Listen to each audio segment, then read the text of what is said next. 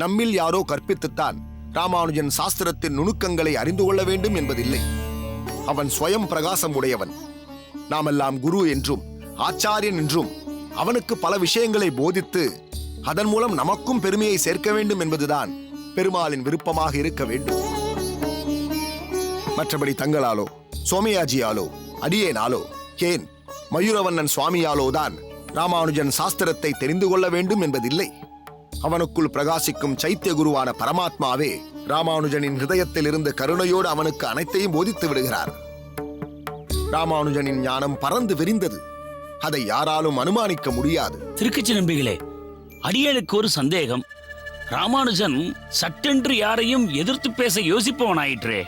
அப்படி இருக்க தன் குருநாதரையே எதிர்த்து வாதம் செய்யும் எண்ணம் அவன் மனதில் எப்படி தோன்றிற்று? அதுதான் பகவானின் லீலா வினோதம். ராமானுஜன் எதிர்த்து பேசாதவன் தான். ஆனால் தன் காது பட ஒரு தப்பர்த்தம் கற்பிக்கப்படுவதை அவன் எப்படி பொறுப்பான்? இப்படி எண்ணி பாருங்கள். நாம் ஒரு வீதியில் சென்று கொண்டிருக்கிறோம். நம் கண்ணெதிரிலேயே ஒரு காமுகன் ஒரு பெண்ணை மானபங்கம் படுத்த முயற்சிக்கிறான் என்றால் அது எவ்வளவு பெரிய வன்முறை!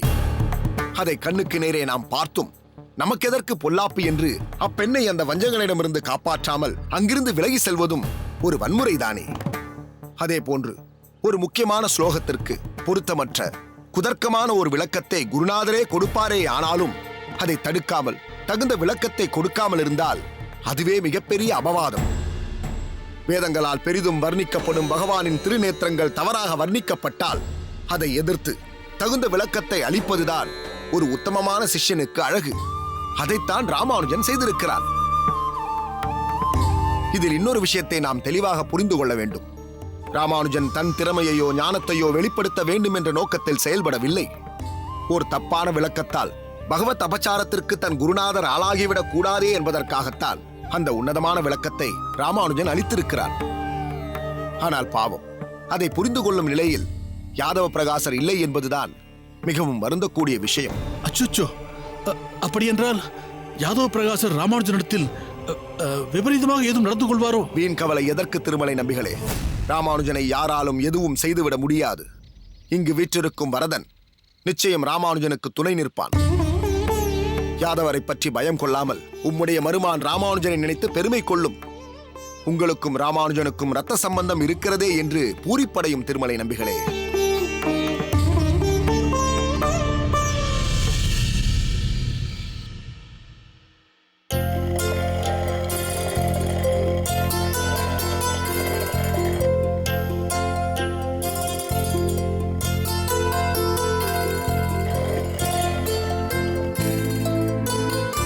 காந்திமதி சுவாமி, அடியேன் நாளை கோவிலுக்கு சற்று விரைவாக கிளம்ப வேண்டும். கர்ப்ப கிரகத்தில் இருக்கும் ஒரு தூணில் ஏதோ விரிசல் ஏற்பட்டுள்ளதாம். அது என்ன ஏது என்று பார்க்க வேண்டும். அதுவும் பக்தர்கள் வருவதற்கு முன். அப்படியா? கோவில் கும்பாபிஷேகம் செய்து 2 ஆண்டுகள் கூட ஆகவில்லை, அதற்குள் விரிசலா? தூணில் விரிசல் என்றால் அது அபசகுணம் என்று கூட சொல்வார்களே.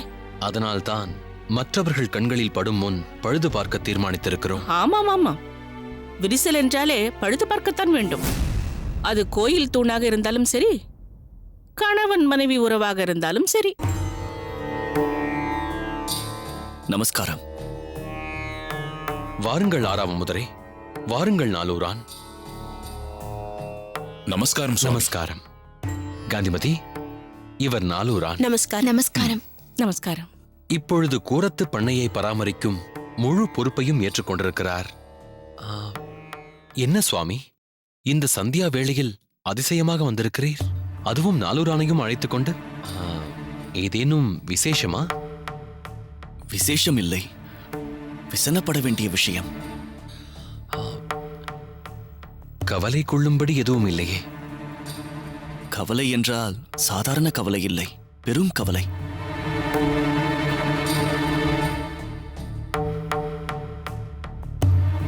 என்ன சுவாமி சொல்கிறீர்கள்? ஊடகமாக சொல்லாமல் வெளிப்படையாக சொல்லுங்கள். கூரேசர் அவர்கள் நோய்வாய்ப்பட்டிருக்கிறார். என்ன நோய் என்று மருத்துவர்களால் கூட கண்டுபிடிக்க இயலவில்லையாம். நிலைமை மிகவும் கவலைக்கிடமாக இருக்கிறது என்கிறார்கள்.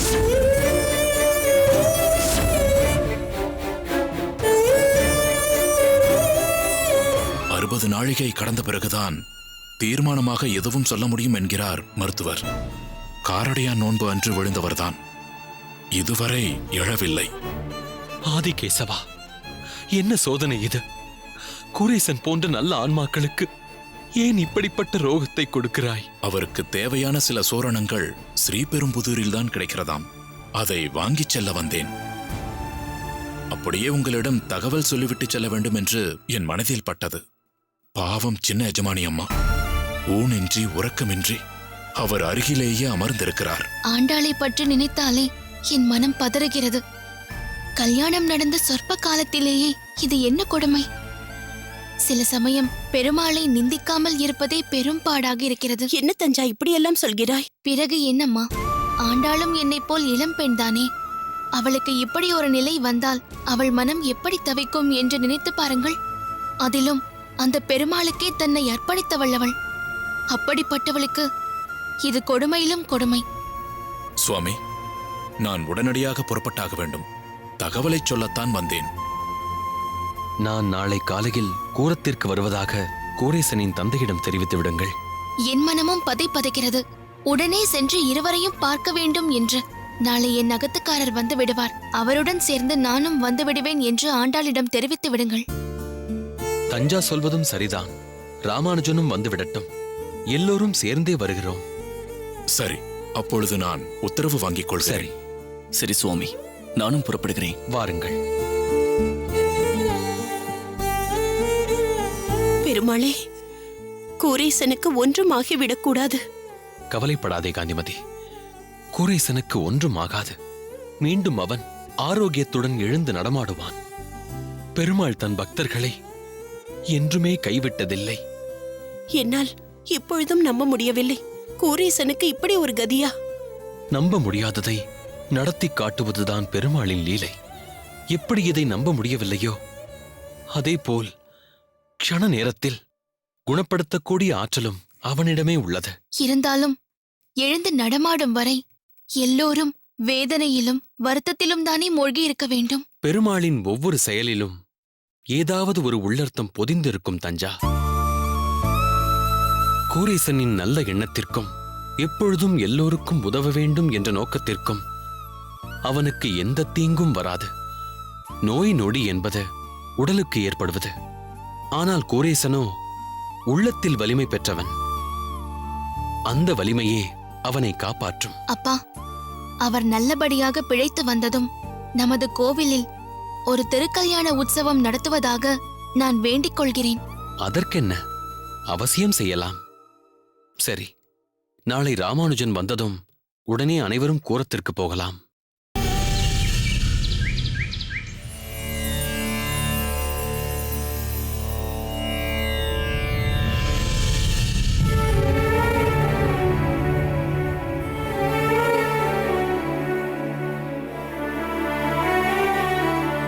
கல்யாணம் செய்து கொண்டு தாம்பத்தியத்தில் ஈடுபட்டால் கணவனின் உயிருக்கே ஆபத்து என்ற தோஷத்தையும் சுமந்து கொண்டிருக்கிறாளே.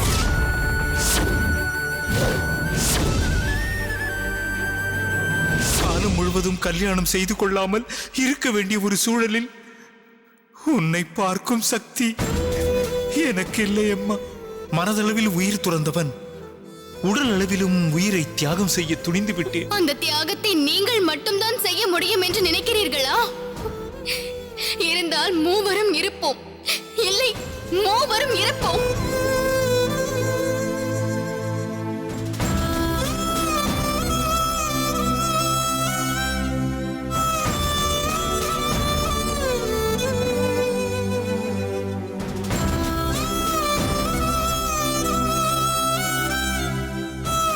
நில்லுங்கள்.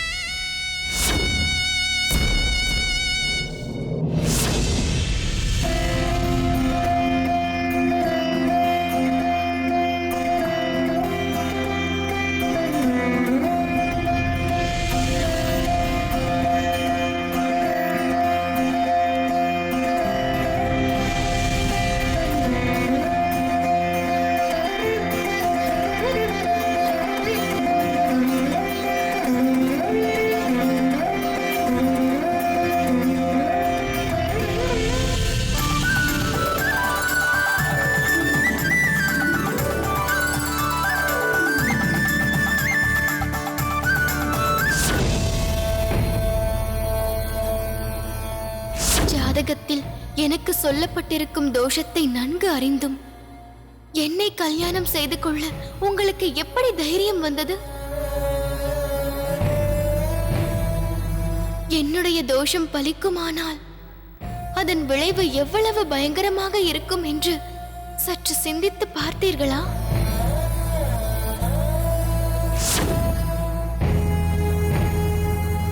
இப்பொழுது உன் கவலை என்ன? உன் தோஷம் என்னை தாக்கிவிடுமோ என்பதுதானே?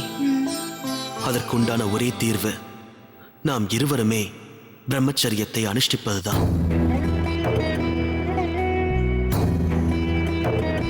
இந்த விரதமே பெருமாளின் அனுகிரகம் என்று கொள்ளலாம்.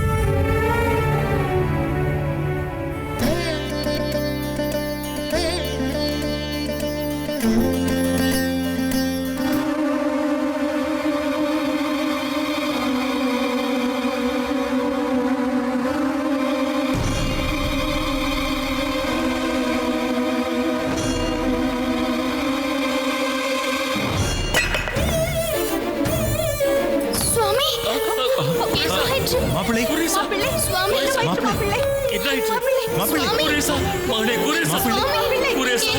மாப்பிள்ளை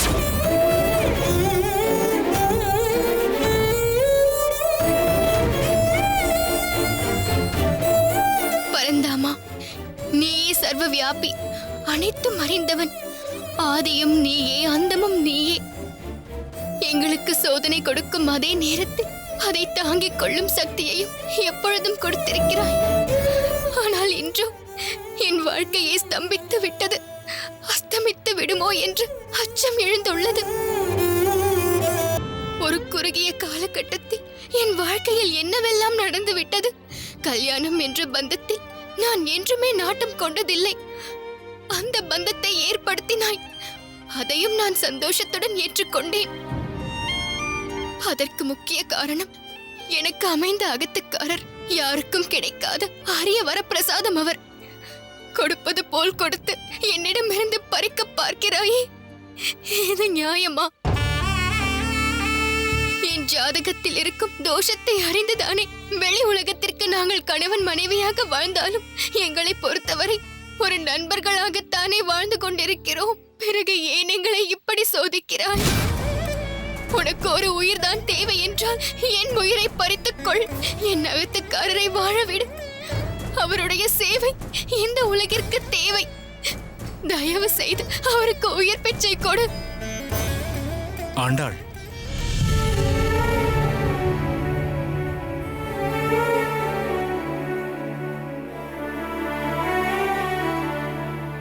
என்னம்மா குழந்தை, பெருமாளிடம் முறையிட்டுக் கொண்டிருக்கிறாயா? அதை தவிர வேறு ஏதாவது மார்க்கம் இருக்கிறதா அப்பா? கவலைப்படாதே ஆண்டாள். பெருமாளை சரணாகதி அடைந்தவர்களை அவர் என்றும் கைவிட்டதில்லை. உன்னுடைய ஆழ்ந்த நம்பிக்கை மாப்பிள்ளையை காத்தருளும். மேலும் நீ காரடையான் நோன்பிருந்ததால் அந்த விரதத்தின் சக்தி ஒருபோதும் வீண் போகாது. சரி, நீ அகத்திற்கு சென்று மாப்பிள்ளைக்கு தேவையானதை செய். இல்லை அப்பா, என் அகத்துக்காரர் குணமடையும் வரை நான் இங்கிருந்து அகல மாட்டேன். என்ன ஆண்டாள், ஏன் இப்படி குழந்தை போல் பிடிவாதம் பிடிக்கிறாய்? நம்பிக்கையோடு செல்.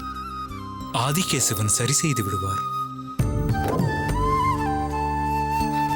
என்னம்மா கண் கலங்குகிறாய்? அப்பா, நேற்று ஒரு புதிய மருத்துவர் அவரை சோதித்தார். மிகுந்த நம்பிக்கையோடு காத்திருந்தேன். ஆனால் கடைசியில் அவர் போகும்போது யாருக்கும் தெரியாமல் அவர் நாளோரானிடம் சொன்ன செய்தி என்ன தெரியுமா? நாடித்துடிப்பின் அளவு நிலையாக இல்லை. திடீரென்று கூடுகிறது, பிறகு ஒரே அடியாக குறைகிறது. இனி சகஜ நிலைக்கு திரும்ப முடியுமா என்பது சற்று கடினம்தான்.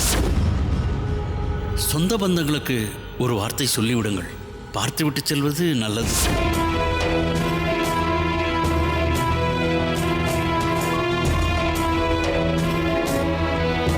அந்த வைத்தியர் அப்படியா சொன்னார்? ஆமாம், யாருக்கும் தெரியாமல் சொன்னார் என்கிறாய். பிறகு நீ எப்படி தெரிந்து கொண்டாய்? எனக்கு என்னவோ அந்த வைத்தியர் என் அகத்துக்காரரை சோதித்ததும் அவர் முகக்குறியே சரியில்லை. எதையோ தன் மனதிற்குள் ஆழமாக யோசிக்கிறார் என்று புரிந்து கொண்டேன். அதனால் நாளோரான் அவரை வெளியே அழைத்துச் சென்றதும் நானும் அவர்களை பின்தொடர்ந்தேன்.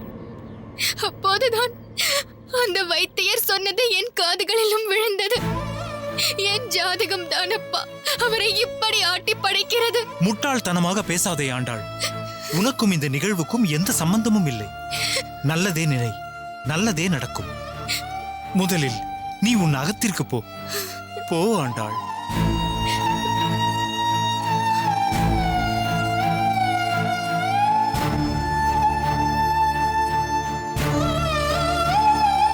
ஆதிகேசவா, சிறு வயது முதல் என் குழந்தை உன்னையே நம்பி வாழ்ந்து கொண்டிருக்கிறாள். தயவு செய்து அவளை கைவிட்டு விடாதே.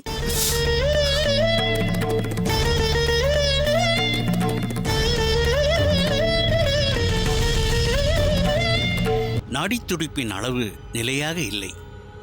திடீரென்று கூடுகிறது, பிறகு ஒரே அடியாக குறைகிறது.